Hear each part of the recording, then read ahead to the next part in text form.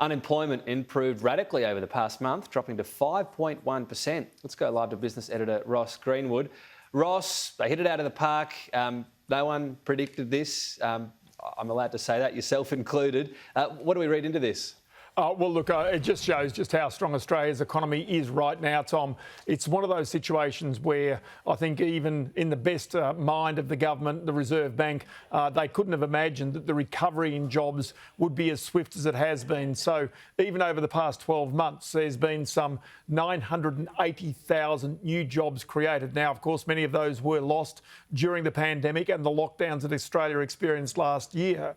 But it does show, again, the health of Australia's economy, the amount of money that's been put into the economy by the government, and now also the private sector actually picking up and running with this. So in the past month, while it was expected that this could be at the end of JobKeeper, see more jobs lost. In fact, 115,000 jobs were created during that period. And we can see here that the participation rate was up. There are more women in the workforce. 69,000 of those jobs were female employees, men 46,000. We can also see, say, for example, that full-time jobs are really important here. 97,500 full-time jobs created during this period as compared with 17,000 part-time jobs.